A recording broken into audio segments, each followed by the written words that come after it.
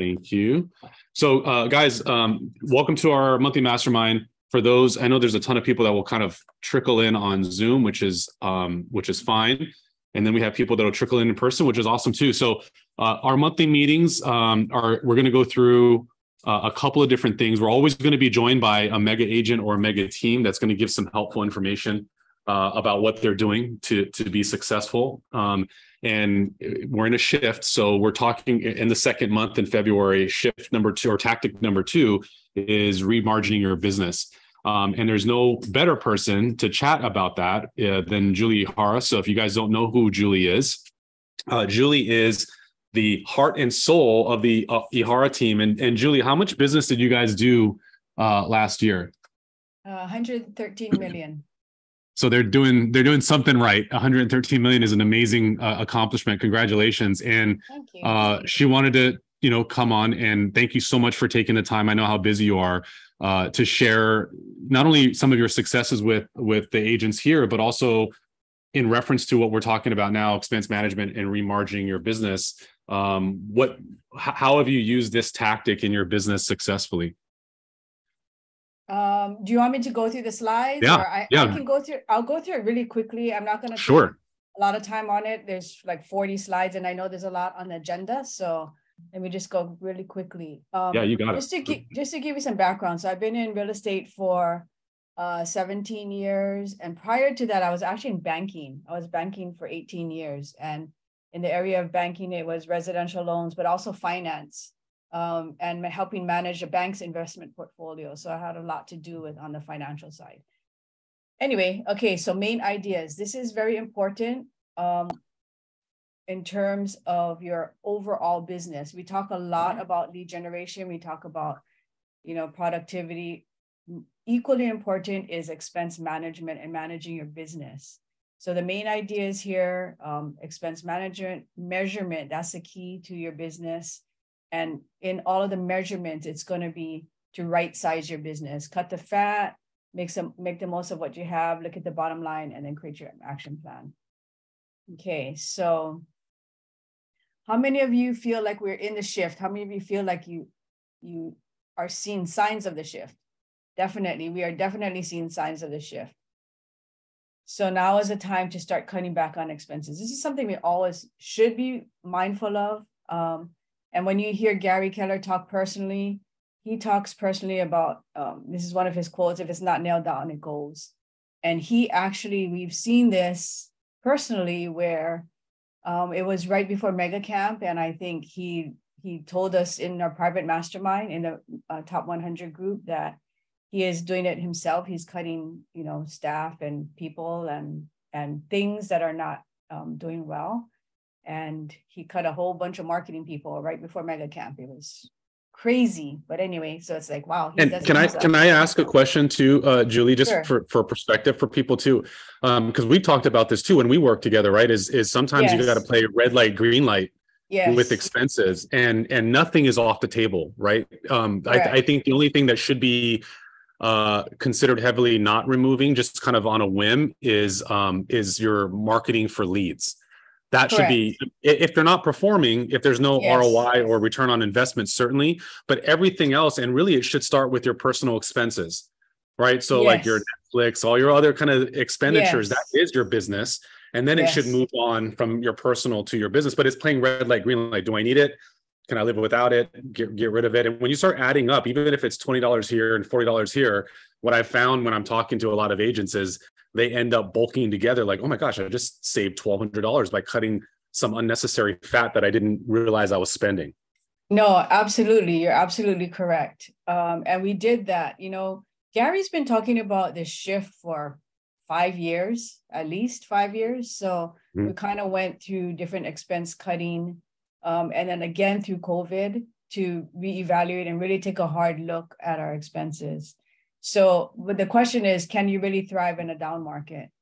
And no, and yes. So if you're, going to cut your expenses and be wise with what you have, then absolutely you can. And it's also an opportunity because during a down market, that a lot of the agents won't be around in the next couple of years. And so there's tremendous opportunity to increase your market share as well. So there's two sides of everything, right? Okay. So measure your market, cut the fat. We talked about that. Getting the most out of this experience. Like anything else, it's how you participate in here is how you participate everywhere. So participate, ask questions, and be engaged.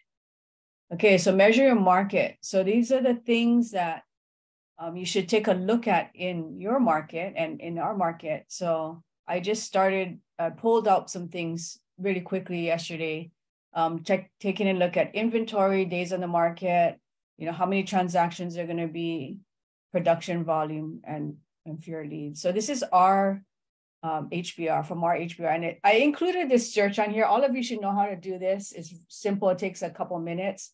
So in Matrix, you can just go to the stats section and you can run a query. And so basically I did this one, months of inventory, and I went way back to 2005 because I wanted to show the different markets that we have been in over the past, how many years is this? 30 years. Or 20, anyway. So you can see back when there was a boom back in the 2008, 2005, 2006, but then the big financial crisis happened. And what happened to the market, you see that the months of inventory, the months of inventory went up. So 2007 was when the recession, and so you can see what happened. The months of inventory really grew. And what they're predicting for this year, again, is that, a recession. And so just to take a look at what happens to month of inventory. If you look at the past couple of years, we were really in a really, I wouldn't say, spoiled. We were in a very unusual time when our months of inventory was very low. But historically, it has not been that low. And I'd like to just say one thing too, is I'm licensed and I practice in other markets too. And there's something about perspective. So while we should know what the national numbers are, you got to be a local area expert. But what Julie just mentioned is we are kind of spoiled in Hawaii because we don't have inventory. So when you see those lines, if you have nothing else to compare to and you only have Hawaii and you've only practiced in Hawaii, it looks like, oh my gosh, look at all the up and down. But if you look aside from the mortgage meltdown, it really doesn't get up higher than the 10-month mark in terms of months of inventory.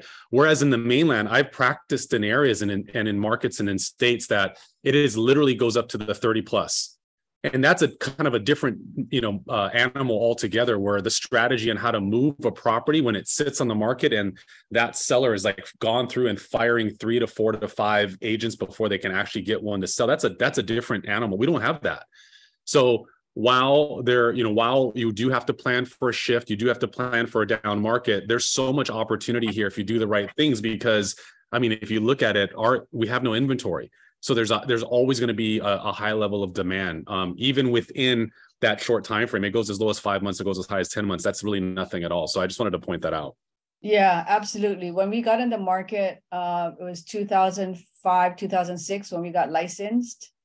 And when we were listing properties, this is your average. So we had properties over a year to sell. So you imagine sitting open house every week for a year, and that's just one listing.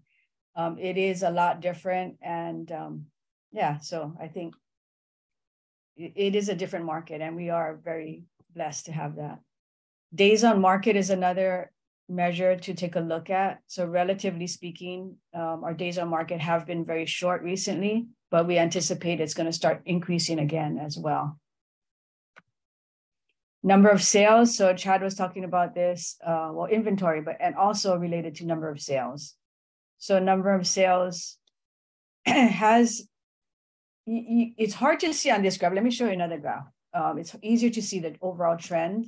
This is still number of sales, but it's by year. And you can see how, 2006, 2007, when they had the financial crisis, that the number of transactions went down quite a bit. But since then, it's been slowly increasing. And usually cycles go in every 10-year cycles. So we really haven't had that downturn. You can see it was starting to have a downturn, and then COVID happened, and then it went back up again.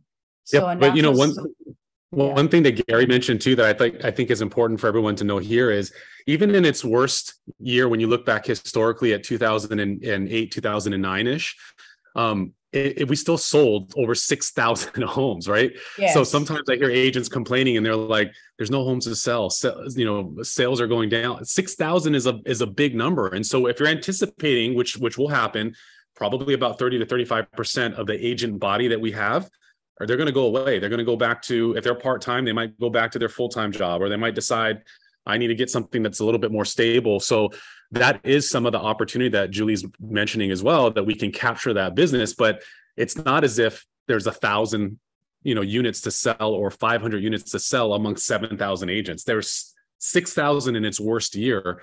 And where we are right now, there's still over 10,000. Right. And I want to also point out, so when we started as agents, it was 2005 and I joined in 2006. Dan started in 2005 and I did in 2006. Look where the market was and how many transactions there were. We grew every year, even in that down market. Actually, we've grown every year since we started, except for 1 year, I think we were level. And so it doesn't matter on what the market is doing. We had to close our eyes and really not listen to what's happening in the news. And we just had to do our thing. Because if you're too influenced by it, you're going to, get swept up in the emotion of it. You just got to do your thing and just keep, plugging away every single day. Okay, so watch your pipeline, track your income for the next 60 days, and track your closings. So we have a spreadsheet where we track what's in escrow, what's in our pipeline, what's coming up, so that we know. And if we don't have things that are coming up, that's time for us to increase our lead generation. So how many closings are you going to have in the next couple of months? What's your income going to look like? And what are you projecting your income, is going to be going forward? Size of your business, take a look at your financial situation. So there's two different big areas, which I didn't touch on in your business. So you have the empire builders and you have the empire protectors. And so I would say like the people, your lead generation, your rainmakers, that side of the business, that's the builder. And the empire protector are the cost watching your business. Both are important. And as Chad mentioned in the beginning, personal expenses. Start with your personal expenses. So right before, I think it was during COVID, right before COVID, and when we got on a call, private mastermind with Gary Keller, the first thing he told everyone was, cut your staff, cut your expenses.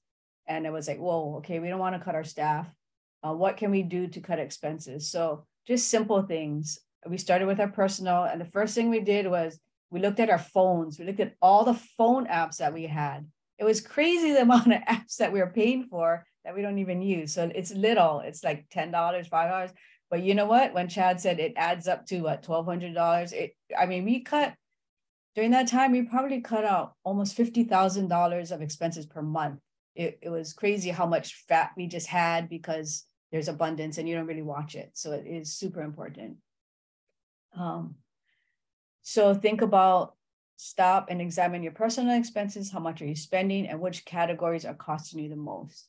And what we do is we follow the MREA budget model. And so we have our chart of accounts based on the MREA book. So every month we analyze how much we're spending by each of these categories, and we measure ourselves against what it should be across the industry. Okay. So yeah, personal and then your business. And so Chad had talked about it earlier. If it's not making you money, each of your campaigns or whatever you're spending your marketing on, then cut it. But if it is, then that's the last thing you want to cut. You want to cut your expenses that are not producing income. So the question is this, whatever this is I'm spending, this $20 per month, is this producing income or is it just a cost? And cut it if it's not producing. And then hey, let me say one thing. There's a couple of agents, I'm not going to name them, but there's a couple of agents that would spend money on certain things like magazine stuff or postcard stuff. And when we start analyzing the ROI on them, what we discovered is they're either A, they're not tracking it properly, or B, they're not getting an ROI on it, but they liked it from an ego perspective, meaning they liked their face on this magazine or on this flyer or postcard to be sent out. Could you do that, or should you do that? Well, that depends. I mean, when business is abundant, you can afford those kind of luxuries. But if you've got to whittle down your business, is that the best use of time, effort, and money? Probably not. So you have to really look at what you're spending money on. Is it really producing clients and prospects, or is it just to get your name out there? There's a difference between branding and lead generation.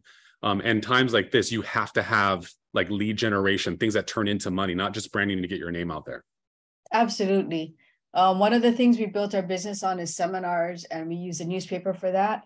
There was a period in time we cut out the newspaper, which was, we ran it for, over a decade, and we cut it out because it wasn't producing results. We started it up again because now we can have in-person, and we are measuring it. So there's nothing that is sacred that we would keep if it's not producing. So absolutely.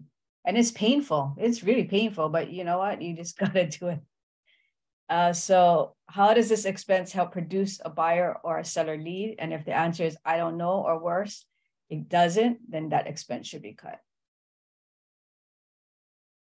Okay.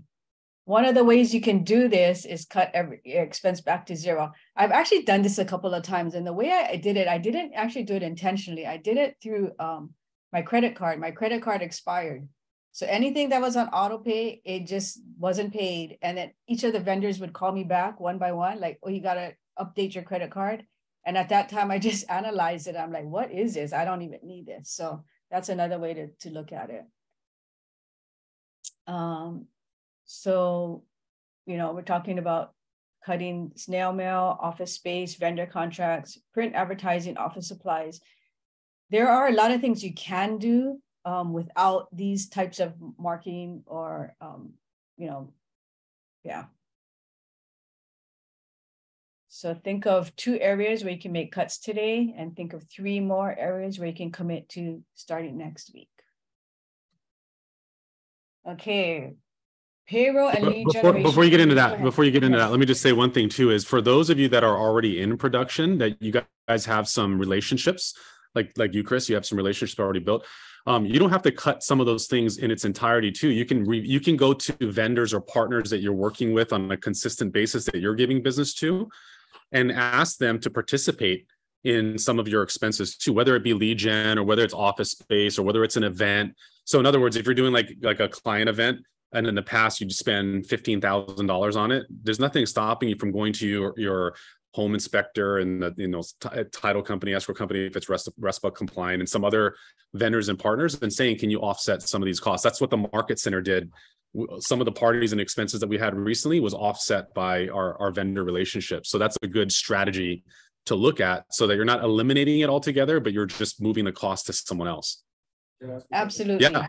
Absolutely. Hold on one second, Julie. Chris has a question. What's that, Chris? When we're analyzing our pipeline in terms of cost per lead, should we be looking at a specific dollar amount or percentage of gross sales? One of the things that Gary says is you should have, and I mean, that's a tough thing to measure, because you should know your numbers to figure out like where you are overall. But Gary says, and Julie is in rooms with Gary more often than I, so she can probably speak to it a little further. But Gary has told us that you should get between 3 and 4%, or 3 or 4 times the ROI on your expense for lead gen. And if it's not producing, 3 or 4 times, then it doesn't mean shut it down completely. If you don't have an alternative to put it into, then you just cut yourself off from anything altogether. But if you have these 2 things that's producing 1 or 2 times, it can be better. So keep it there until you find an alternative, and then move it over. Or that means you need to double down or put more effort into it. But it should be between 3 and 4 times the ROI. Is that what you're learning too, Julie? Yeah, I think it was about there. The way I look at it is, look at all of your lead sources. And Gary talks about having 3. Don't have more. If you have more than 3, then you're probably spreading yourself too thin.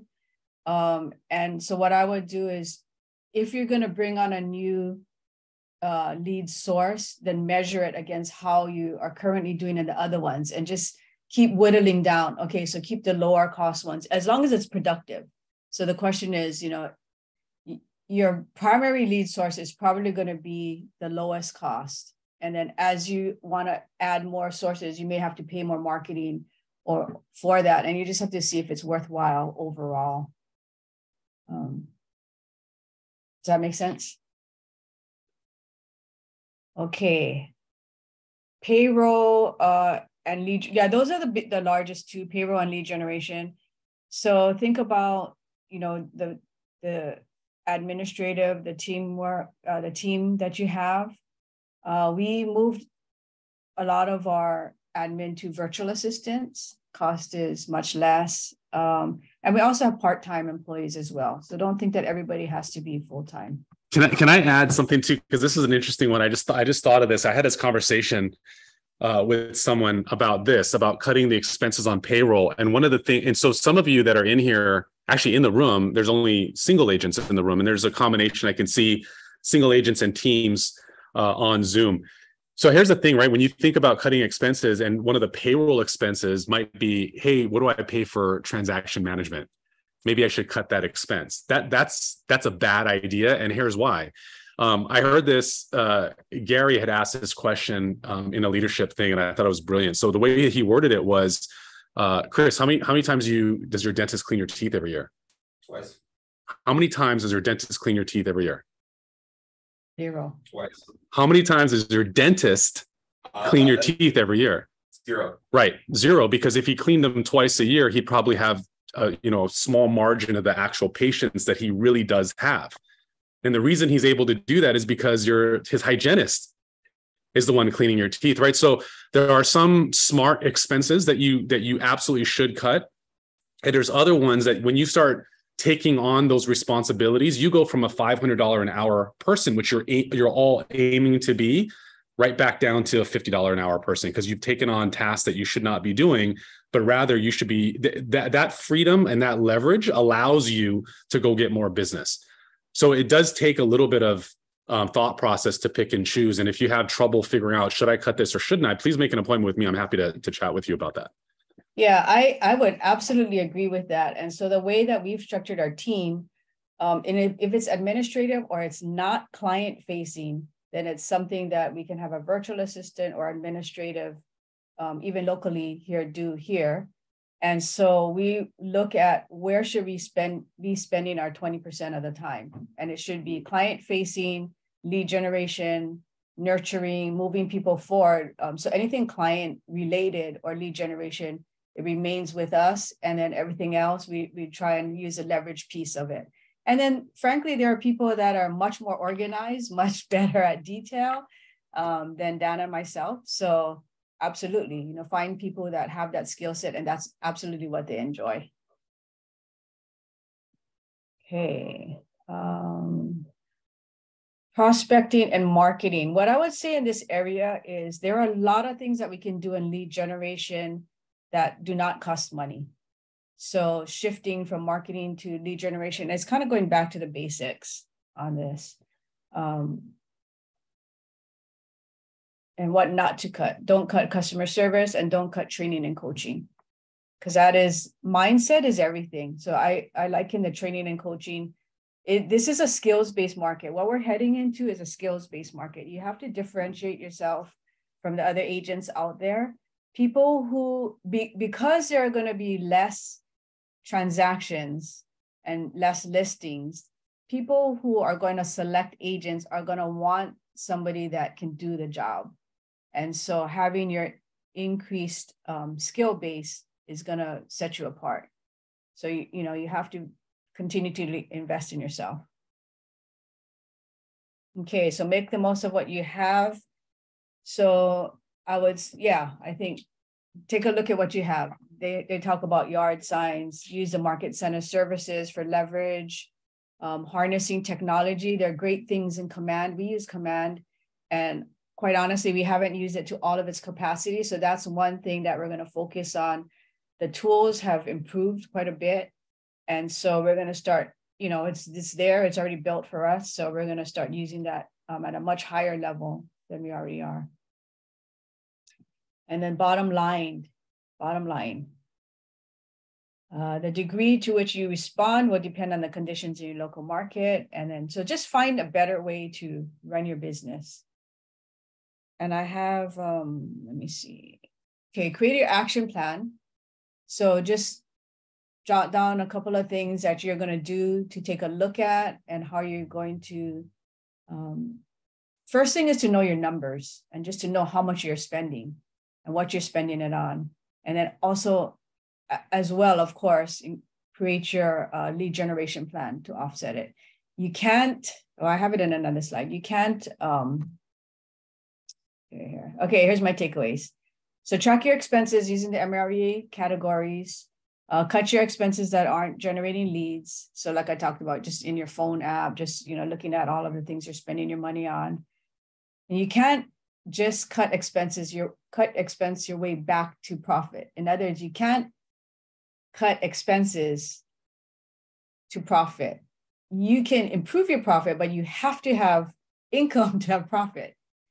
So yes, cutting expenses is important, but you have to lead generate. And so in this market, they're talking about, twice the amount of lead generation.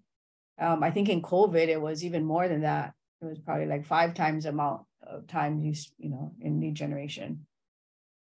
Project your, so touch your database. It's really back to basics. Touching your database, you already have a database. You don't have to spend much money on it, on the phone, networking, open houses. And now is not really the time to work on spend money on branding or experimenting with pricing marketing.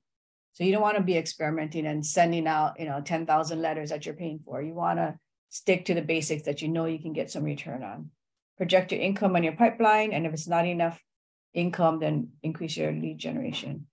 And then I just want to leave you with this. So one of the things in Gary's Mastermind from Family Reunion, he talked about the 5 truths you cannot hack.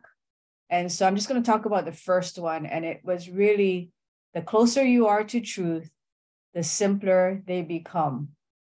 So what he talked about was knowing your numbers. So he's saying everything can be simplified into a number, something that's measurable.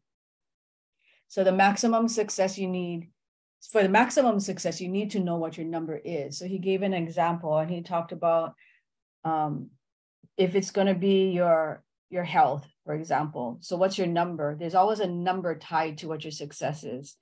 So he said for him, for health, his number is 100. And what he means is he wants to live to 100. That's his goal. And so everything he does, everything he eats, his exercise, his lifestyle, he's thinking in his mind, is this going to get me to live to 100? And if it's not, then this is not the right path, or it's not the right decision. He has a number for wealth. He has, how much money he wanted to make, and not just money, but properties. And he has numbers for everything. And he said, well, he already hit his number for wealth. It was, I don't remember how many years ago he said, but he said then he created another number because he wanted to improve on it.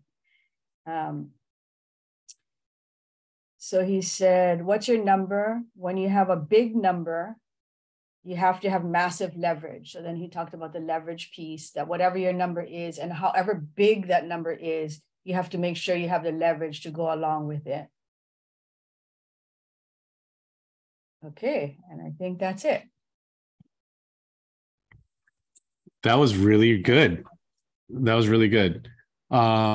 I'd love to hear some ahas or takeaways, either from Zoom or in person, that anyone got. I love the lead generation portion of it. And it's funny because we didn't talk ahead of time. Julie and I had planned to have a conversation, and we're so busy we kept missing each other. But we kept talking about the same things, coincidentally, which is making sure that you don't water down your efforts and have too many levers at one time of lead gen. And Julie mentioned that you should have no more than 3. Sometimes there's agents that are doing too many things. There are some agents, now that Maria's here too, by the way, in person, there's some agents that Maria has had on her team before. They get a little too creative, right? So now's not the time to hire a helicopter and start dropping postcards from 3,000 feet. Creativity, you don't need to do all those kind of things. Just back to base, just pick up the phone, start dialing. And she mentioned you got to touch your database. I promise you, if you don't touch your database, someone else is. I promise you that your database is not solely yours and kind of exclusive to you. If you have 1,000 people that are in there, even if it's, and trust me, I know this, I hate saying this. It makes me angry whenever I say it, but my own brother literally went and used another agent. This is like 7 years ago. I was so mad. And when I told him, I'm like, are you crazy? And he was like, well, I didn't know if you're like still practicing or not practicing because you never talk about it and you never let me. And I realized that's my fault. That's my own brother, but it's my fault because we all just assume like it's family. They know me. They're going to call me. Don't assume that. Don't assume that. Don't be a secret agent. Be an agent. Let everyone know. You don't have to be salesy, right? But you got to touch your database in one way or another. What other ahas or takeaways did anyone get? I thought that was really good. What was that? Measure up everything you do. Yeah, that's a good one. Or in Gary's case, 100. Yeah. Oksana wants to live to 100 too. What else? There's something that I just want to mention. So, and I'm guilty of this too. We're all guilty of this. We like shiny objects. So anytime there's a new thing that comes out, a new way to bring in leads, a new easy button, you have to really watch that. And a lot of times it isn't as shiny as it when you unwrap the package. It really isn't. It's really back to basics and hard work. And so I think Dad will be mad that I said this, but he loves shiny objects. So anyway, so he loves to like the newest thing, he likes to researching. And so we have this thing on our team, and Chad probably knows that, he does not have the authority to spend more than $500. So he's the empire builder, but I have to protect the empire. So we have to measure it and look at it. And then, so really, you really have to just be cognizant of that. So, and that's interesting because they did over 110 or 113 million in production. And anyone would suggest they're a highly successful team. They're one of the top teams in the entire state. And yet there's borders around spending. And it's funny because single agents are like, oh, $500, I'll spend that, no problem. If they're a mega team and they have borders around that, there's a reason for that. So it's really good to kind of bring that home on the ground level for agents to have some perspective to that too. I think that's really good. That's a good takeaway. Thank you, Julie. I greatly appreciate it. I know how busy you are. Thanks for spending time. My pleasure. My pleasure. If anybody has questions, let me know. I'll answer. Awesome. Thanks, Julie. And then we'll continue on with our meeting. If I can get back into our slides. Hold on. Did I ruin our whole slides? Very possible, by the way. I very well could. Okay, hang on. Let me get Tyler in here 1 second.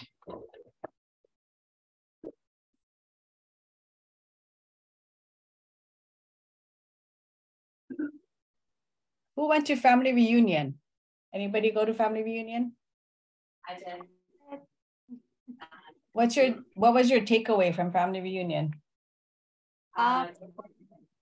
Business. My takeaway, this is Catherine Pinnell. My takeaway was how important our relationships are. So just like Chad said, like I have a huge database, so it's very overwhelming to start just to think about tapping into it. But I know that because the market's been so overwhelming and busy in the last 3 years, I just haven't been good about staying in regular touch with the people that matter the most in my database. And so that for me was building those relationships. I'm such a high D. My conversations are short. My emails are short. There's no fluff in them. There's no like, how are you or anything like that. So I'm just realizing I need to take more time to just invest in the people that want to see my business grow and into my own database and the monetary value that's there. Absolutely. One of the things, and we're guilty of that as well. One of the things that we're starting to do is, you think about a doctor or eye doctor, any kind of doctor, they have an annual checkup or sometimes twice a year, right? And so we're going to do the annual checkup. It doesn't have to be the beginning of the year. It's just depending on when they come about, but it's just a check-in. doing the annual check-in. How are you doing? What can we do? How can we help you? And just for some kind of excuse to open the door, just to check in with them again. Were you covering for me while I stepped away?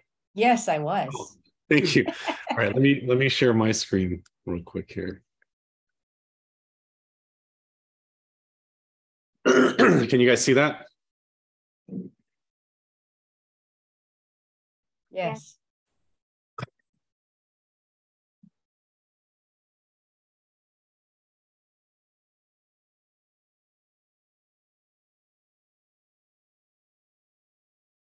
Is there sound with that?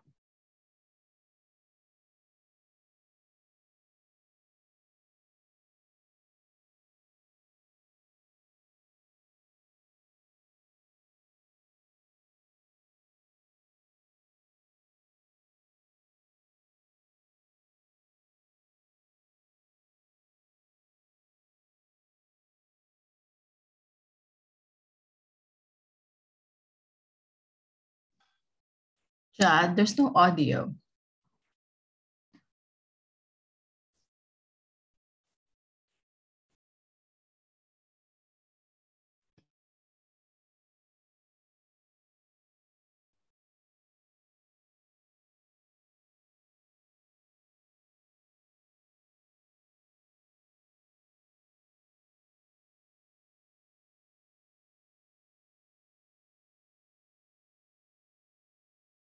Did you, Jewel, were you saying something? There's no audio on the. There's no audio. Okay. Okay, let's try this one more time. Oh, Zoom. Well, I'm not. Oh, gosh. I swear I'm not that person. I'm actually very techie. Here we go. Well, for those that on Zoom land, I'm not going to bore you with sharing that again, but it's always worth going over what our mission is. We call it our mission, values, beliefs, and our purpose. So to build careers worth having, businesses worth owning, lives worth living, experiences worth giving, and legacies worth leaving. And our vision is to be the real estate company of choice for agents and their customers. Our values, as you guys already know, is God, family, business, in that order. Our belief system is win-win or no deal, integrity, do the right thing. Customers always come first. Believe it or not, this kind of rolls down. So customers for agents means the clients that you serve, buyers and sellers and so forth. But for us, that's you guys. So for leadership in the market center, our customer is you. And I think that we do an outstanding job, and we always strive to do better in serving you, giving you all the tools, the leverage, classes, and so forth.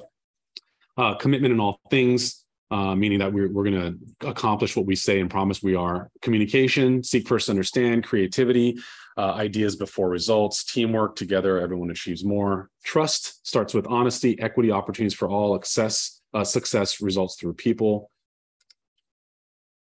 And our perspective, obviously everyone knows KW is really a tech company that provides support and training to real estate agents.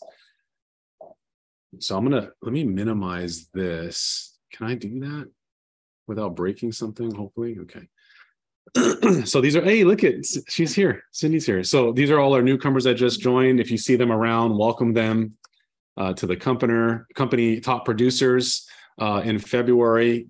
If you see them around, give them a shout out for doing amazing things. So Julie had mentioned the shifting market and how things are changing out there. So here's an example. You see the numbers there, everything is down. And is that down meaning like, oh my gosh, sky's falling? No, not at all. But the overall volume is down, but that's with everyone. So those are year to date and month over month numbers on what they look like. But that doesn't mean that there's tremendous opportunity for growth, because like I said, I don't know if you guys watch, but there are a lot of agents out there that some of which are promoting themselves as being like, we do so much business and we're doing all these kind of things. And I look at numbers on a regular basis. Actually, Maria and I were just talking about this the other day. There's a couple of groups or agents that are out there saying we do X amount of volume, and it's so far off. In fact, their numbers are down like 50 something percent. And while that's not like That's not meant to be a negative or derogatory attack on that individual, but everyone's numbers are down. And sometimes when numbers are down, people are like, I got to change something. What you got to change is within you. You got to start you got to go back to basics and start lead genning and finding those opportunities. And there's gold in your data bank or database, right? Your data bank is where the gold is. So you have to touch that. Here's the regional numbers. So it's not as though we're isolated. The regional numbers show almost the exact same things in terms of numbers being down. The good news is us compared to the region is actually pretty good. So Hawaii does well compared to the region. Our region, by the way, is Northern California and Hawaii. Southern California, for whatever reason, although it's closer, is not part of our region. So what's new at your market center? If I can drag this over. On Friday, this Friday, you guys are all invited if you want. If you do want to go, please take us a picture of the QR code and register. It's free. At the Elks Club, Colette and I are going to host a panel featuring Eric Taniguchi, Shar Tong, and Joe Ordinario. Those are individuals that attended. Those are top producing agents. They also attended Family Reunion. And so we're going to be discussing some of the things that we're bringing back in terms of tips and tricks and things that you guys can take in your business right away. So again, that's this Friday, March 3rd from 11 to 1. I'd love it if you guys were able to attend. Hold on, covering myself up here. Hopefully, the best way to approach coming disaster is to lean into it and run through it. Because that way they just get through the other side faster. That's right. In a recession, don't have a recession mindset. You can go really negative really fast. Change is inevitable. Participation is optional. And that's actually where all the opportunity is too. That's right. Charge the storm.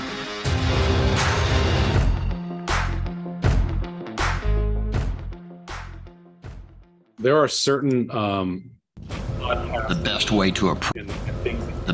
to approach should be listening to, one of which is Think Like a CEO. That's with Jay Papasan and Gary Keller. It's really, really good. Not only focused on, I mean, there's some components of real estate, but they're talking about business, and a lot of it is mindset. So if you guys don't have that, it's on Spotify and Apple and all that. I would highly recommend you guys downloading that.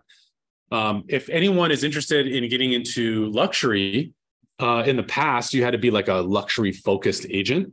So the way that it works as of the last, I want to say year and a half or so, is you could qualify as a luxury agent. And by doing that, you have to have closed 4 transactions within 24 months of the luxury threshold. And the luxury threshold in every market is a little bit different. So our market here on Oahu is 1.85. We may consider lowering that. And that's not just kind of a random choice. We look and analyze what the luxury properties are and what they're selling at. And it's a conversation that I have to have with the region to kind of come up with that number. So a couple of years ago, that number that we set was 1.85. As prices normalize, that may come down a little, but nonetheless, the other thing that's beneficial in this new luxury program is the property can qualify rather than you. So for instance, Cindy, you're a brand new agent. If your very first transaction that you do, it's a listing at $2 million, your property qualifies. So you get all the same benefits that a luxury agent would have because the property qualified. And some of them are the unique branding, the different tools. It's synchronized. Your listing would be synchronized with the Wall Street Journal. Like all those different things are all free that comes with having a luxury listing. So for more information, you can check that out or talk to me about our luxury community. And speaking of communities, KW has something that they launched a couple of years ago called Communities. And there's a bunch of them. Christine was there too, so she can help me if I forget someone. There's wellness. Okay. Yeah, wellness not on here. These are the masterminds coming up, but wellness is a brand new one. I think it launches in March. It's really good. So wellness is based all on health and wellness, and there's what do you want to call it? A subcategory of wellness called clarity, and they focus on sobriety. So how cool is that? Like talking about KW culture, they have a whole community that what they were talking about, we were talking to them at Family Reunion, and they were saying there are some groups that, there's heavy drinking and partying, and that's fine. But there are some people that are trying to focus on their sobriety. Maybe they had a problem or addiction issues or whatever it is. They have events for clarity that are just as fun and collaborative and networking focused and business and mindset focused, but without the alcohol, without the temptation and kind of that supportive nature. I thought that was really, really cool. There's KW Wealth. So if you're looking to grow your wealth, not make money, but think about a wealth mindset, some of which Julie kind of tapped into. But I went to a KW Wealth Mastermind. It was unbelievable. And they're talking about high interest savings accounts and changing some of your insurance policies, like things that you wouldn't think about that are associated with wealth. Are part of that. So KW Wealth is another one if you want to look at growing wealth. KW New Homes. There's KW Commercial. I want to say there's 12 or 13 different communities. And the benefit of that, and there's KW Military too, because we have every single branch of the military here. But if there's something that moves you, look into KW communities because they offer different classes, different training, different tools and resources that can help you focus on that specific demographic. So if it speaks to you, if it's a demographic that you want to focus on, oh, by the way, Julie and Dan have their own community as well that they spearheaded called KW Planner. And that community, I don't know if Julie's still on, but that community is geared towards the elderly sellers. Specifically that might need help in selling because that's a different demographic, right? It takes longer to kind of negotiate that. Sometimes they might need help decluttering and moving things out and what have you. So they have a community as well. So these here. Yeah. Do you want to chat about KW Planner? Yeah. So KW Real Estate Planner, we created it based on our business model, which as Chad mentioned is with the older adult. Our target really is a wealthy older adult, and it's one of the areas he touched on is transferring or working with their primary residence.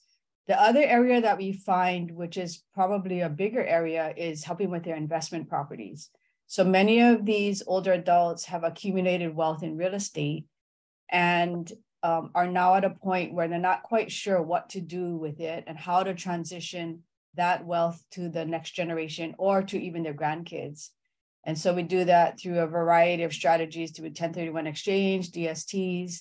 But basically what we're doing is we're helping them to create a plan on how to build their wealth and then to transfer it to the next generation, reducing capital gains tax and the biggest thing really is avoiding family disputes, which has been very problematic. And so it's very rewarding to work with this demographic. And it's not only for the older, it's anybody that has real estate wealth. And you're not only working with the senior, you're actually working with their adult children and even the grandchildren, because now you're working with 3 generations potentially that have to kind of work together to figure this out. So yeah, check it out. And so when Julie had mentioned before about this new market that we're going into to really like hone in on your skills and your training, that's exactly what those communities are based on, is to really be specialized and really know your stuff in different segments too. So the communities offers some of that too. So lean into that. This is talking about some of Command is like new and improved. So if you guys aren't, I know some of you are newer agents, hopefully you're already dialed into it. Some online may or may not be using Command, but Command, I want to say Command has been around for probably about 4.5, 5 years now ish. And when it first came out, there was a lot of bugs. It was still, Gary kind of gives the example of Command being like a child. So when they launched it, it's an infant. It's still trying to figure out how to crawl and everything else, but we're changing a lot of diapers. Now, then Command is like a toddler, and now Command is kind of like a teenager. It's doing its own thing. It's capable of doing a lot of functionality on its own. There's AI built into it. There's all these kind of features that they keep adding on to it. So here's a little video. The last year has proven to me that Command has really become an amazing tool. I had a lot of anxiety about moving the entire database. We have about 3,500 people in there. My admin accomplished it in like half an hour without any hiccups whatsoever. All of the tags came over beautifully. All the information came over beautifully. I'm one of those agents that I live within my database. If I'm working, I am either on my laptop in Command or on my phone in Command. The thing I really love about the mobile app is it's an essential part of me working in the field. I go and show a client a house. Immediately upon saying goodbye, I'm in the app.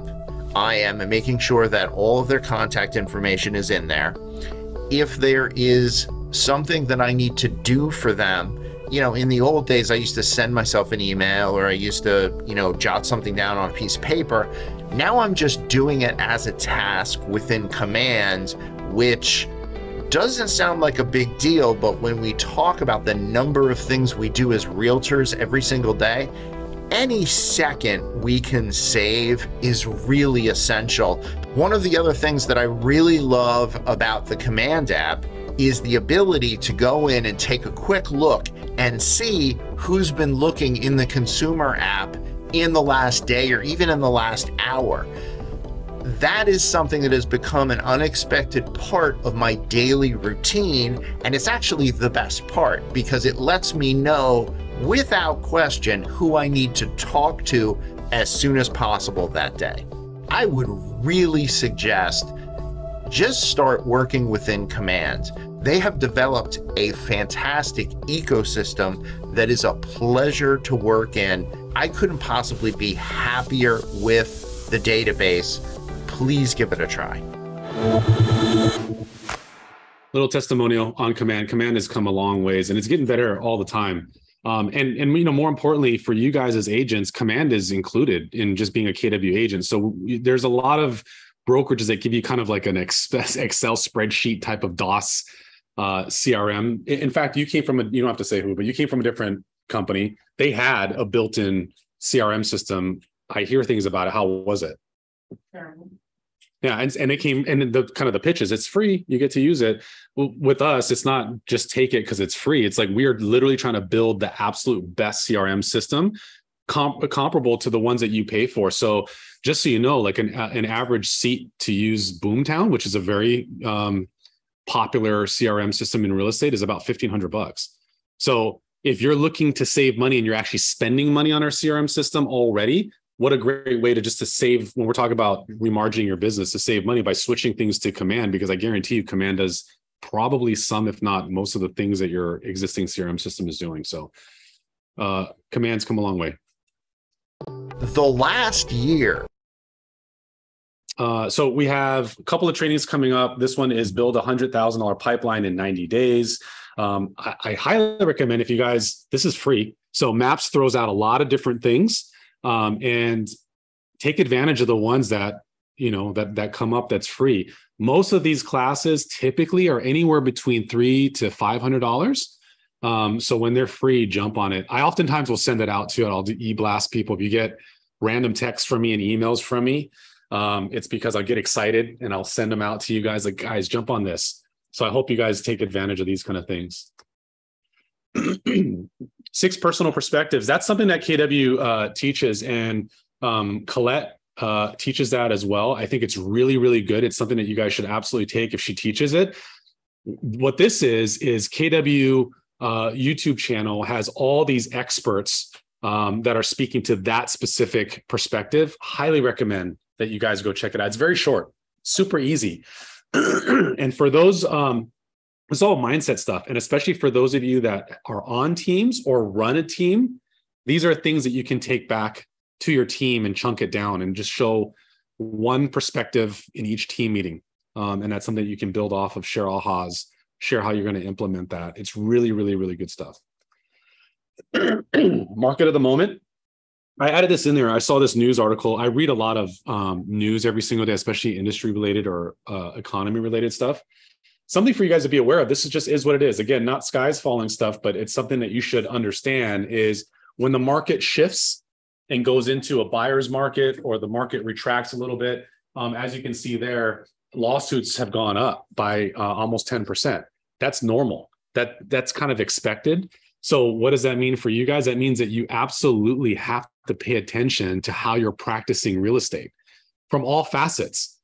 So, you know, everyone gets a little more desperate for that sale. If suddenly your volume goes from 10 million to 6 million, that 6 million is like, oh my God, I got to capture and keep that 6 million. But you can't be so anxious to close those deals and skip over things, right? Because we have licenses. We're all fiduciaries, and that responsibility. I always tell people this. Some of you have heard me say this before. That real estate license shouldn't be put in that gaudy frame with your bachelor's degree.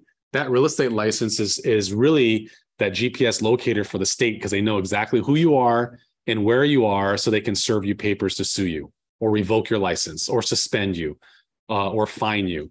So those are all, that's the reason why you have a license, and thus we have to act accordingly. So as such, not a skies falling thing, but make sure that you dot your I's, cross your T's, and how you're communicating with clients, how you're transacting. Don't promise things, don't forecast prices, don't, those kind of things are things that are absolutely going to get you in trouble. And also, I hate to say, but attorneys are litigious, just obviously by the nature of their role and their job. And if anything goes sideways, an attorney will typically go, well, who's your agent and what brokerage are they with? Did they tell you? They didn't warn you? It gets into that kind of territory. So document your conversations with your clients. If they say, hey, the home inspection was great, let's move forward. Per our conversation, you told me that the home inspection was fine and we're moving. Like those kind of emails, as benign as they sound, is going to save you your license when this kind of stuff pops up. Because you never know. A lot of the things that we're dealing with on a legal perspective, when I talk to the agents, they're like, gosh, it's so simple. If I just did this one thing, all this would go away completely. So make sure that you pay attention to that. So here's another one, 8 weeks to wealth. I think this is this already started, but it's really good. Anything that you have, Brett Tanner. So Mark is the president of KW. Brett Tanner is the director of KW Wealth. That's who had the mastermind that I attended. This guy's absolutely amazing in terms of how he thinks about wealth. He's so good that he is Mark King's coach. He's the wealth coach for Mark King and Jason Abrams. So what I'm saying is you should attend it. You should absolutely attend it. It's really, really good. Here's some other masterminds that are coming up. I think most of these are probably in person. There is for those of you that are looking to expand or grow or have a team, Maria, for sure there's a career visioning in 30-60-90 that's available on Zoom, being taught by Tony Brody. And that is going to be March 6th and 7th, I believe. It's really, really, especially if you're planning on hiring talent and understanding how to bring in talent and so forth. That's an absolute must. K-Score is not available here yet. We're hoping to, if you guys know what K-Score is, KW built its own real estate school, and talk about disrupting the market is they charge nothing for their real estate school, nothing at all. And the reason why they did that is so that you guys can help build your own downlines. Because if somebody was interested in switching industries and getting into real estate, how great would it be for you to go, hey, by the way, our company provides a free school just for you. So as you know, with Hawaii, if anyone's from Hawaii, you know that it takes forever to do something very small and simple. We're waiting for the state to approve the license. I think K-School, and their goal is to get approved in all 50 states. I think currently it's like 30 states that they're approved in. So it'll eventually roll out. School is Cool is hosted by Jason Abrams. Jason Abrams is the VP of KW. That's free. And I think it translates to, I think 7 or 8 o'clock in the morning, our time, but worth doing it. It's free, doesn't cost anything. It's available via Zoom.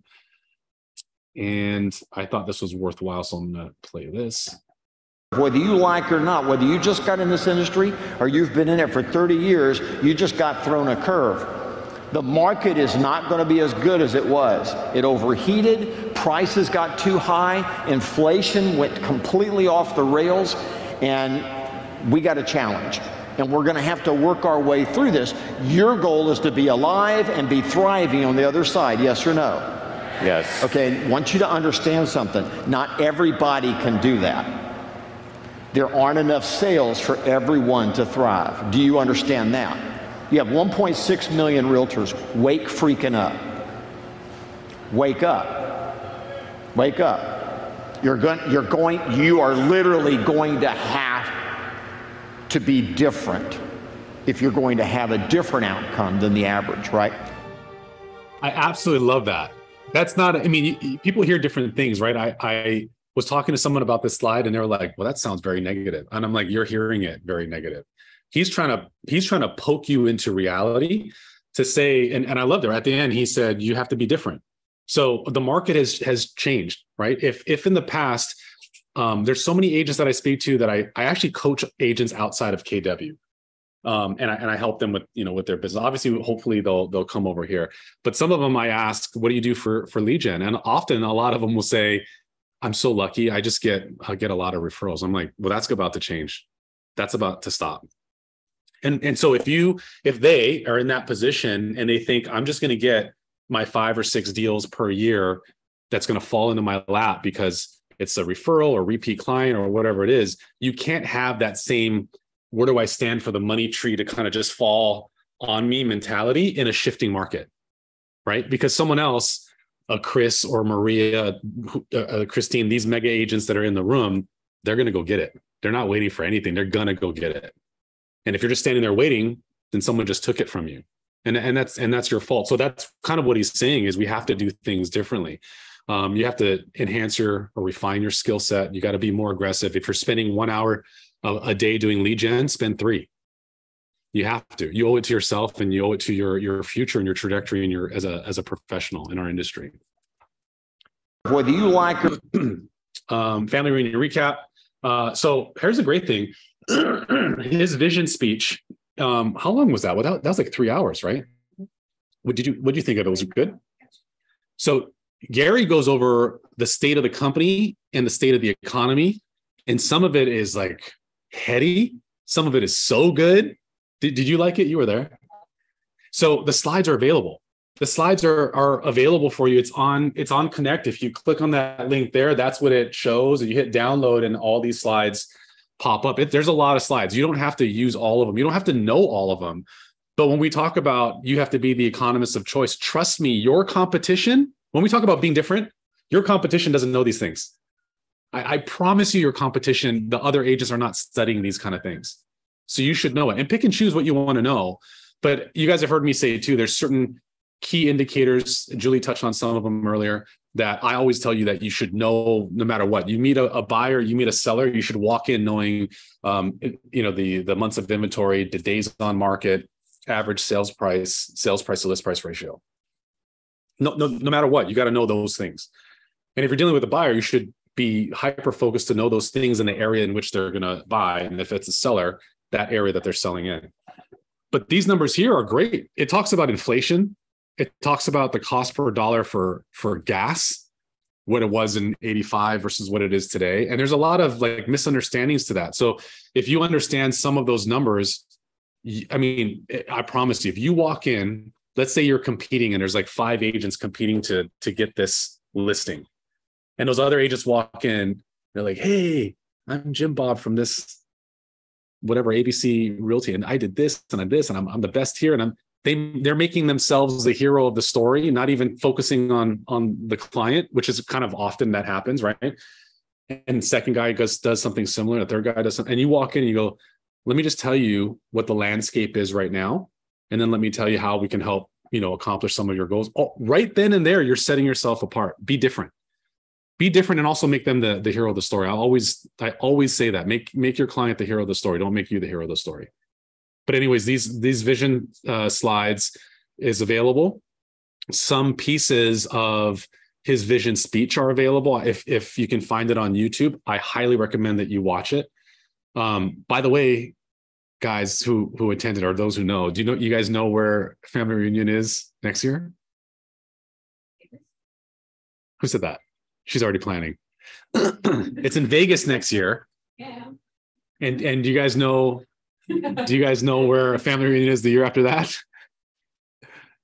Vegas again. They've never had one in the same spot like twice in a row, but it's a contractual thing, right? But I love it. Like, how great is that? So those of you that didn't, Chris, you got to go. Hopefully you can go. It is. Did you like it? Did you love it? You didn't get to go this year, but you went last year. Did you love it? Oksana went for the first time ever. Yeah, it was unbelievable. I know there's a great handful of people on Zoom that attended it too. So if you haven't gone, it's so good. It's so worth it. It's like, and also there's something empowering, right? When you walk into the room, because I always tell people, I'm like, KW is big. You don't realize how big it is. I was watching another brokerage firm that has colors of a balloon in red, white, and blue, whatever. And they're at their convention right now. And they're like, join us with 3,000 of our agents. And I'm like, 3,000. I think that was in one of our breakouts. There's probably around 30,000 people in attendance. It was bananas. It was bananas. It was great. Did I go backwards or forwards here? Hey, Chad, yes. Can we already book? Can we do what? Oh, the links aren't out yet. I think they're coming out in probably the next 30 to 45 days. Okay. You're exactly right. Had I walked in and said, good morning, we're only going to take them. Sorry, Catherine. Yeah, so they should be out in the next 30 to 45 days. But here's a good thing with Vegas. Family reunion tickets very rarely sell out. They do if you wait. If you wait till like 3 months before the event, they're going to sell out for sure. So when they come out, I would absolutely recommend that you book it. If for some reason that you book it and you can't go, it's pretty easy to sell them because they're in pretty high demand. In most destinations that we go to, you got to book it quickly for the hotel part of it. But the good news is with Vegas is, I mean, there's so many hotels, like you're going to stay somewhere. But are you going to go, Maria? Yeah. What'd you say? What hotel is it? I was going to say, I'm not sure. I'm not sure where it's connected to, but you're going to go, right? You're definitely going to go. You liar, you're going to go. Chris, are you going to try to go this year? Sure. It's going to be fantastic. All right, let's watch this quick. A minute, we don't want to waste your time because we know you got a lot of real estate transactions to do. We just want to point out you're fixing to have the third greatest year in volume sold in American history. Right? And you would all go, heck yeah, man, let's crush this. And then you look at all the other slides and you go, ooh, it's really bad. It's really bad. Yeah, I mean, it is. Make no mistake about it. I mean, I believe that no matter, in spite of that volume, I truly believe that 2023 will be a really tough year. It will be very, very hard. It will be hard. And if you don't work hard to match the hard, your year's going to suck. And what I notice is that there are people that don't do anything different than they were doing during the good times. You can't do that. When times get hard, you have to ramp it up. You have no choice. That's exactly what we were just talking about, right? So here's something that KW just released, which I thought is brilliant. And I have it here for some of you. I printed it out. For those that I don't have it, you can download it. It's all free. KW is going to keep building on playbooks. I think this is absolutely, guys, you have no idea. KW sets ourselves apart from other companies tremendously because we're always trying to build things to make things easier for you guys. So far, if you're part of 72 Sold, which is a lead generating system, there's two versions of it. You can pay for leads at $1,500, or you can be a do-it-yourself at $72 a month. That's the playbook for it. The KW code book is one. The mortgage hacks, which we're going to go through some of that here. Newsletters playbook. So if you're an agent that wants to use newsletters as a marketing and lead generator, it tells you exactly how to do that. Online leads tells you exactly how to do that. Open house playbook tells you exactly how to do it. Seminars playbook. So Julie had mentioned that they focus on seminars. Seminars, whether you do it in person or virtual. I used to do virtual seminars all the time. You can do virtual buyers, first-time home buyers. You can do virtual VA. You can do virtual listing presentations.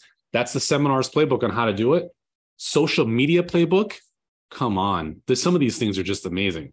So all of this is free. It's exclusive to KW agents, and we're going to keep building on it.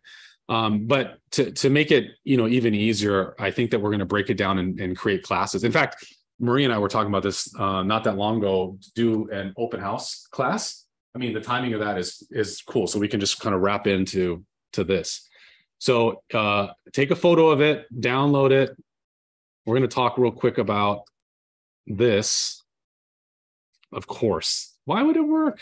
I mean, that's too simple. Hold on. Let me go back.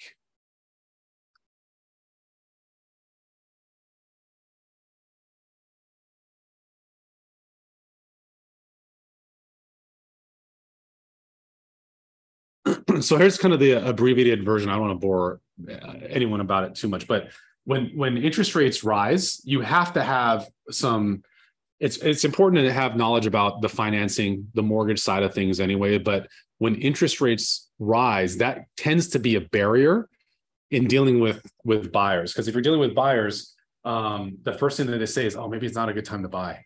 I think I'll just wait and save. I used to get that all the time. And no matter what the climate of interest rates are, I would get buyers that would say, I'm just going to wait for a year or two and I'll just save up my down payment.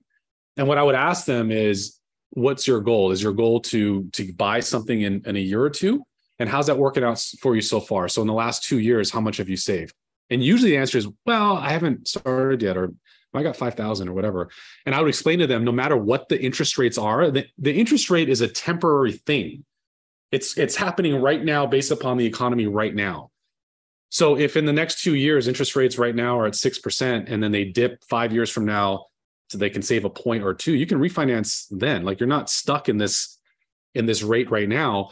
But I always tell them, you can't save as much as the property is going to appreciate. You can't. It's a fast moving train and you cannot outrun it. So it's important to have kind of an understanding of what that looks like. So when you're educating, explaining, and consulting your clients. So buyers and sellers, number one, buyers are worried about the current real estate environment. Number two, buyers and sellers are hopeful of the future interest rate environment. By the way, this is broken down in a lot more detail in the mortgage hacks. Types of groups in your database is, number one, those who paid cash, who have no mortgage. So when you kind of look at your groups in your database, if you know this, you know how we have tags in Command, or if you're using another database, you look at that as well. But those who paid cash is still a potential buyer for other things, because they can leverage. They can get an equity line or something called a HELOC, a home equity line of credit. And if you guys don't know and I'll talk about some of these different mortgages too, but a HELOC, a home equity line of credit, is based on the prime rate. What is prime right now? I don't even know what it is. I have a few equity lines and I don't even know what the prime rate is. So it's based directly on the prime rate. So if the prime rate goes up by 0.5 point, your interest rate on the equity line just went up by 0.5 point, and vice versa. The benefit of the equity line is flexibility. If you guys don't know, the equity line is like a credit card. You only use based upon the balance. So if you have a total credit line of 200,000, but your balance is 50, you're not paying on 200, you're paying interest only on 50. And typically it's a 25-year loan. Why that is, I don't know, but it's a 25-year loan. The first portion of it is interest only. And then whatever the balance is, when it rolls over after 10 years, it becomes a fixed amortized loan on whatever that balance is. You can also refinance that back into another, equity line again. So the benefit of someone having a very small mortgage balance or no balance is you could still call your cash buyers and ask them if there's an opportunity. Like, what would be a good opportunity right now? This is something that I'm looking at for myself personally as well. What would be a good opportunity right now that may not have been before?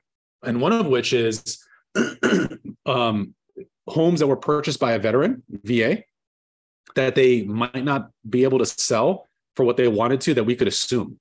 We meaning even non-veterans. We can still, if you qualify for a loan, you can still qualify for the VA assumption. There's caveats to that, and I'll explain it. But how great is that? So if you went to one of your cash buyers or an investor and said, if I found you an opportunity and you can explain it, say, if they said, well, I'm not really sure about the market right now or whatever, you can say, well, what are rates today? About 6.5%, 7%. What if I found you something at 2.5%? That's fixed. You assume someone else's loan. Would that now interest you? Because if you use that as an investment property, suddenly that's an immediate cash flow. I guarantee you a smart investor is going to be like all day long. But if they don't have actual cash, they can tap into that by using an equity line. So I say that because it's important for you to know who's in your database. What do they owe? Are they at 100%? Did they put 50% down? Do they pay for their property all cash? Because if so, you want to be able to know who you're tapping into. Second thing in your database is looking actively, sensitive to interest rates, but shopping maybe renters. That's important to know, because as rates move, and sometimes there's a dip in rates, and that dip, as you know, sometimes it doesn't last very long. It's a week or whatever it is. So those are the people that you need to make sure that they're pre-approved, they're ready to go, so that when something shows up, when the rates dip, hey, Mr. Buyer, the property here, because they're buying power, if the rates dip by 0.5 point or so, their buying power could have just fluctuated by $75,000. It's a big swing depending on what the interest rate changed to. Has a mortgage. Everyone else who currently owns a home has a mortgage. People often ask, what is my interest rate? They should be asking, how much is my total interest to pay over the course of the loan? Yeah, interest rate is, I'm never concerned about interest rate. And it's your job as a real estate agent too, to properly educate people about that. I've worked with Christine for a while too, is some of the things that we do is we don't focus on the interest rate, we focus on what the payment is. Because when a buyer hears a payment, it's easier to wrap your head around. If you walk in and they go, well, what's the price of the home and what's the interest rate? They don't know what that, even if they're a CPA, they don't even know what that means. $1 million at 6% with 20%, they don't know what that translates to. Because there's the principal, there's the interest, there's a tax or insurance, there's our HOA. Oftentimes what I would do is I'd walk in there knowing that this is my all-in payment. Forget the price, forget the interest rate. I would walk in and go, oh yeah, Linda, this property here is $3,500, including your HOA. Okay. You know what I mean? Now you can put it together, and what they're seeing and feeling and smelling in the home is like, I can wrap my head around this thing.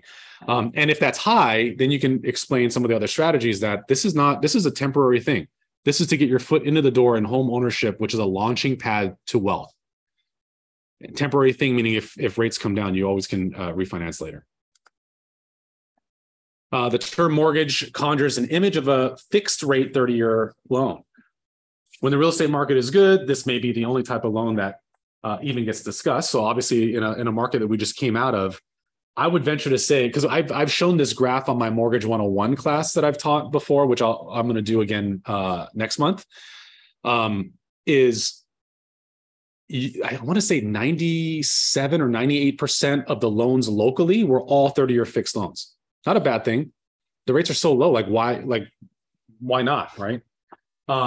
But now when the market switches and shifts to a buyer's market or a more neutral market, then you're going to get creative loans. I would talk to some agents and they would go in a very heavy seller's market. They'll go, hey, I got a number of calls from people that said, can I find them a lease option? Or will they do seller financing? Now, this is not today. This is like 4 years ago. Hey, do we know anyone who'll do a seller financing or a lease option? Why do you think that they're asking that question? Why do you guys think? So the rates are, at the time, 4 or 5 years ago, rates are 4%, 3.5%. So if we're getting calls, right. She said they didn't qualify. So different programs come up depending on the market that we're in, right? When you get that question in a heavy seller's market, wrong question, that person is not, there's an issue there. They don't qualify, bad credit, they have no money. Ask the right qualifying questions, but that is not a client that you want to spend a lot of time with spinning your wheels. Because, for instance, seller financing, why would a seller even consider financing their property in 4 or 5 years ago when we put a sign in the yard and there's 15 offers, all outbidding one another? Why would they even entertain that? Now, in today's market, it changes, right? It depends. We're not in a heavy buyer's market by any stretch, but it's normalizing. So you definitely see this. I've given you guys some of these examples before, but I was in a market in Arizona where it was more of a resort market, second home market, vacation home market, where there are some homes that were on the market for 4 years plus. 4 years and brand new. No one's ever lived there before. Gorgeous, beautiful, beautiful homes. Well-built RV garage, boat garage. I mean, literally like a 5-car garage, for the automobiles, the RVs, the boats, the whole thing. And people would walk in and go, oh, you want, $650 for it? I'll give you $350. That's how you start the negotiation. And they'll be like, oh, it's been on the market for so long. And what's my losses? Okay. Well, how about 5? Well, how about 4? And then it's like, I'll take 4, but I'll take the boat in the back and your BMW in the front. Literally, that's how those kind of things can go. And you're going to finance it for 5 years or whatever the thing is. So as we move closer to where the market is shifting, I'm seeing that right now. When I'm looking at some of the approvals, I'm looking at seller financing. That seller financing is coming back. And we have forms for that and documents for that. Agreement of sale is one of them. Make sure that you have your broker help you structure that, and make sure that you always tell your client to get an attorney to help them review it, or a CPA, because there's consequences to how we structure that. Another thing that you'll see come up probably if rates still go up is I've seen 40-year loans. I've also seen 50-year loans. So some people freak out and they're like, oh my God, I'm not going to even be alive in 50 years or whatever the case is. The point of those loans is not for you to outlive those loans. It's to drop the payment down.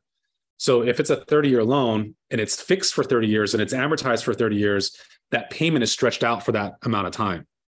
Whereas if it's 40, then it stretches out even further and the payment goes down, and 50 and so forth. So you'll see those kind of things pop up. What you're also going to see a lot of nowadays is ARMs, adjustable rate mortgages, fixed for 3 years and then adjustable after, or 5, 7, 10, adjustable afterwards. So my class, I dive deeper into what that means and what that looks like and the risks involved in that. There are many products and tools available to help borrowers with affordability, and it's just really the type of loans. So step one, understand the market of the moment, understand the opportunities and limitations of the current market. Observe and understand. The easiest way to understand the problems buyers and sellers are having is to simply speak to as many of them as possible. So if you're out there touching clients and calling your database and finding out what some of their concerns and fears are, what better way to get your pulse on what the concerns of the market is rather than assume. One of the things that Julie had mentioned I thought was brilliant, and Gary speaks to this too, is don't be over concerned with what the news is saying. The news nowadays is different than the news 5 years ago, 10 years ago, and even 20 years ago. It's not set up for education now. It's set up for fear. So know that if you watch the news is like, rates are at an all-time high and sales and home prices are all-time low and the economy is crashing. It's like, it's very easy to get depressed, 15 minutes watching the news. So stick to data that we have, that we can provide. One thing to note too, is I was looking at numbers, their business, even though the market has shifted, Julie's business has grown by 17%. So why would that be? Meanwhile, there are some other agents outside that I'd mentioned before that their business has dropped by 80+%. And why do you think that is? It's the activities that you do, and mindset, of course, but it's the activities that you focus on. Step two, understand the current mortgage solutions available. The most commonly used mortgage solutions include a 30 or 15-year fixed loans and jumbo loans. So you can have a 30-year loan that's not fixed. Like I'd mentioned, the 10-1 ARM, 7-1 ARM, those are 30-year loans. It's not fixed for that duration of time. But the conclusion, the end term of those types of loans are 30 years. 15-year fixed doesn't have adjustable rates to them, at least not yet, unless someone creates it and that becomes a thing. But 15-year fixed literally is just that, like fixed for 15 years. So you save a tremendous amount of money. I'm talking like hundreds of thousands of dollars worth of interest from a 30-year fixed to a 15-year fixed. The issue is if a 30-year fixed is at a $650,000 loan, a 30-year fixed would probably be, $3,300. The 15-year fix would be almost $5,500 or so. So it becomes an affordability on a monthly basis issue. So while there's tremendous savings for the life of the loan, you're paying for that upfront. So just know that. Solve with mortgage products. So FHA, which is the Federal Housing Administration, they created a loan that has 3.5% down as their minimum. They have 15-year fixed. They have 30-year fixed as well. It's a great loan product for a first-time home buyer. Oftentimes, banks, credit unions, mortgage companies will kind of recategorize what they call this, and they'll call it a first-time home buyer loan. It's not a first-time home buyer loan. You can't have two FHA mortgages at one time, though. So you could be a first-time home buyer, use the FHA loan, refinance it, get rid of it, or whatever it is, buy another one 3 years later, because FHA calls a first-time home buyer someone who hasn't used that loan in 3 years. You can use it again. Yeah, there's no restriction on use. They just get restrictive on the amount that you're using it. And they don't want it to be used for, like, there's certain loan products that are owner occupied only. So they don't want you, because it's a government loan. So VA, USDA, and FHA has a program for investors, but the general FHA loan, USDA and VA are for owner occupied. They're not trying to give you a loan to help your investment portfolio. the same here. In New York, it's 2 years. It has to be owner occupied and that's yeah. Yeah. Well, yes, but that's also based on the lender too. So the lender has something called an occupancy rider that they put into the loan. That's with VA is 1 year. FHA, most lenders are 1 year, but a lender could add that. They could add to that and make it 2 years, for instance. So the point of that in saying what kind of loans are available is if you have an investor and the investor is former military that is eligible for VA loan but hasn't used their eligibility yet, it wouldn't be prudent for you to go, hey, let's use your VA loan to buy this investment property. So you got to know some of the basics. You don't want to be a loan officer. You don't need to be licensed, but you need to understand kind of the basics. Understanding these programs is vital for real estate agents to perform at the highest level of their fiduciary.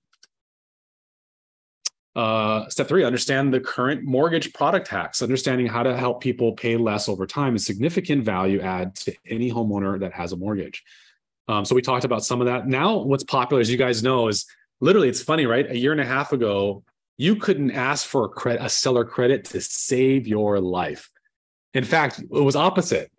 We would be writing offers like, hey, the buyer will give you a credit of X, or the buyer's agent would give a commission. They'd give some of their commission back to the seller just to, please, Mr. Seller, please. It's so funny how the tables have turned, right? And now it's like, I'm not doing anything. You're going to give me $10,000 for the buyer buy down. And so there's different kind of buy downs. Just understand that there's a permanent buy down and a temporary buy down. What a permanent buy down means is, let's say, for instance, the interest rates today is 6.5%. A permanent buy down, and that's it. That number changes and fluctuates depending on the lender and also depending on the market that day. I'm using very rough numbers. $650,000 loan, if it's 6.5% right now, you might spend $10,000 to get it from 6.5% to 6.25%.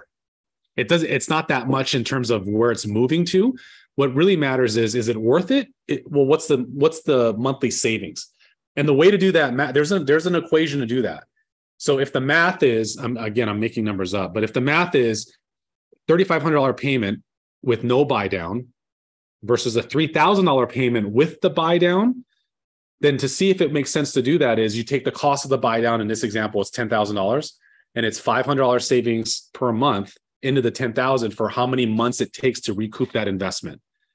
And why is that important? Well, if you're talking to someone and they say, I'm going to be here for 2 years and then I'm going to leave, and it takes 7 years to recoup that investment, doesn't make any sense. They're wasting money. But if they're going to be here for 2 years and the buyback is 1.5 years, absolutely, there's a savings. There's a savings in the last 6 months. So those are the things that you kind of want to look for. That's a permanent buy down. There's also temporary buy downs, which typically accelerate every single year. So there's different versions of it, but there could be one that if the standard interest rate is 6.5%, they'll start them off at 3.5%. For year one, then year 2 it'd go 4.5%, then 5.5%, and back up to 6.5%. So the caveat that the buyer needs to understand is there's a little bit of what we call a payment shock, because if they're used to and they settle into that payment, that low payment of $2,500, and $2,500 goes to $3,000, $3,000 goes to $3,500, and then to $4,000. At the end, they're gonna be like, oh my God, now they can refinance, they can do other creative things, but that's a cost that they have to understand exists. Step 4, understand mortgage hacks for homeowners. Without understanding what products are available, it's difficult to consult a client to make best decisions, build value, save clients money. Some of these things too, that Jason Abrams, the VP of KW, who created the mortgage hacks thing that you guys can download and keep. Some of this was meant not only for how to get buyers qualified and into a home, but also for your existing database. Because what with KW, we want to come from contribution, we want to come from value. So some of this is to call your existing database to offer them value, to be the expert of choice. Hey, do you know that you can pay off your mortgage early? There's certain HELOC programs that you can swap some of the principal reduction by chunking down some of your principal. Like there's different things that you can do. It's in the mortgage hacks thing, so you can take a look at that. Or you can get a HELOC to pay off some of your credit card debt, which is guaranteed to be at a much higher interest rate than the interest rate that you're going to be paying on the HELOC. So you're swapping debt. Like there's a lot of things that you can do. And do you earn any commission off of that? No, but you're offering value and you become the expert of choice. So when it is time for them to upsize or downsize or move or whatever it is, you're top of mind. Step 5, know the mortgage products your lenders offer, because it changes, right? We talked about this before. Long gone are the days it's just 30-year fixes. Now there's a plethora of things. And what you'll also see too is you'll see a lot more private money or hard money options too. Not all lenders are created equal. So I was talking to someone about this the other day. There's Fannie Mae, there's Freddie Mac. Those are quasi-government insurance companies. And they make the rules. If you guys hear the term conventional loan or conforming loan, that's what they were talking about. Fannie Mae, Freddie Mac are what other lenders are conforming to.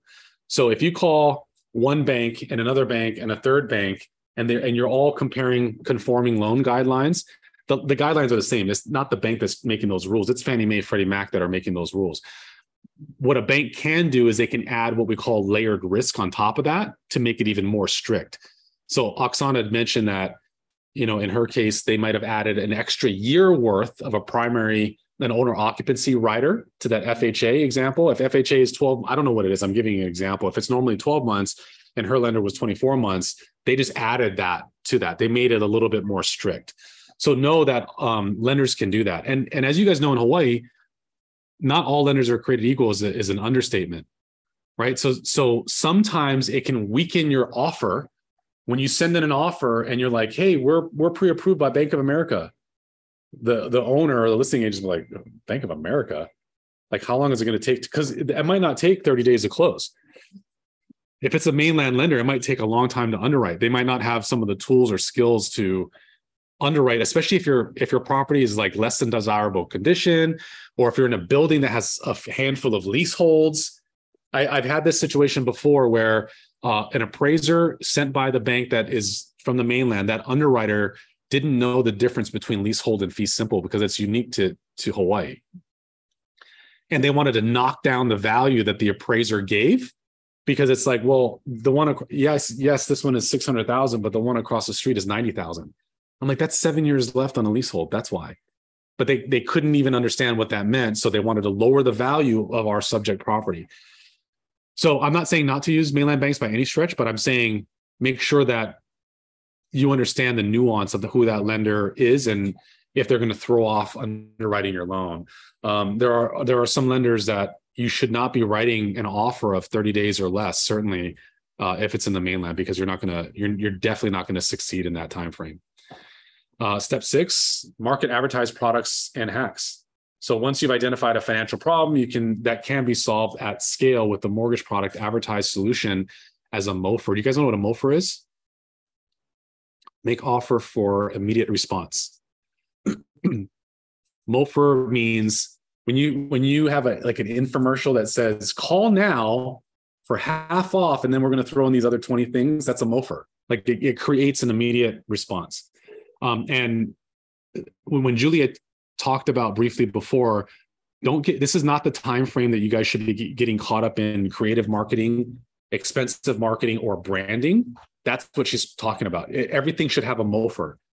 If they're not calling you because they want your service or they want the thing that you have, then you're branding. And now's not the time to brand. It's too expensive to brand right now. So how can you do that? You can post to social media. By the way, you can make videos all day long. There's the playbook, use the social media playbook, make videos about some mortgage hacks. Hey guys, I have a solution for you. Join me for a private exclusive, webinar that you can do from your own home. I'm going to be going over how to save money on your mortgage and how to blah, blah, blah, blah. So you're giving out what you're going to be talking about and save the juice, all the extra stuff for the actual online seminar. But you can post to social media, partner with your lender to post about mortgage products that they offer, add the hacks into your regular social media posts, and then run paid social media ads. We partner with Facebook, Google, Instagram. We're building and finalizing a partnership with TikTok and Twitter are the other two. So they'll be available soon as well, but they're super inexpensive. And they're very, very effective. If you're not using social media to run and get your name and information out there, you're kind of missing the boat, because they create leads and the leads auto populate into your command. You can auto tag them. You can set up smart plans to them. Social media marketing, print, advertising, all need to be approved. You send that to me. we're almost done. This is the last one. Step 7, market mortgage products and hacks to your database. So we talk about touching your database, creating a 36 touch plan. It's called a 36 touch plan. It's supposed to be touching them 36 times a year. It doesn't literally mean emailing them 36 times or calling them 36 times. You can set up a variety of different touches. One of which is, what's that called? The neighborhood, what's it called? It's not a neighborhood watch. I think that's a crime network, but what nurture? Yeah. Neighborhood nurture. There's neighborhood nurture. There's texts. There's newsletters. There's all kinds of different things that you can touch them subtly to be the expert of choice. But create a smart plan just for the mortgage hacks. And if we've talked about like 5 different ideas, one of which is, hey, if you have equity, if you'd like to know your equity position, let me know. I'd love to help you. If you like to use your equity position to double, if not triple your wealth, meaning they can pull some equity out using an equity line to buy an investment property, assume someone else's mortgage, like those kind of things that we just talked about, then give me a call. Like you can create these MOFers in a smart plan and share them with your database. So you can use, just on this conversation, this mastermind alone, you can probably create 5 or 6 of them on a 36 touch. So you should be doing that. Market to your database immediately. Let me see what questions that we have here. I'm going to stop share. Great. I can't even see that far. Hold on. Okay. Got all the complaints. All right. Nothing big. Oh, thanks, Catherine. Yeah. Prime is 7.75. So what that means is if you have, most HELOCs have a margin, the margin is fixed. So let's say that your margin is 2%. Whenever prime rate goes up, if it's 2, what is it? 7.75. So it's 9.75. So as the prime rate goes up, your margin is fixed, but the prime rate isn't. So the index being the prime rate. So 9.75, if it goes up 3 points, it's 10.75. It's a lot. But we enjoyed, many years of a low interest rate. So it just kind of is what it is. But anyways, guys, I appreciate it. Next month, I'm going to delve deeper into mortgages. For those of you who want to fall asleep with numbers, but I think it's really important. So we're going to dive into that with Mortgage 101. And if there's anything that you guys need, let me know, of course. And thank you guys for joining via Zoom. Thank you guys for joining in person. I hope you have a wonderful rest of your day. Bye, guys.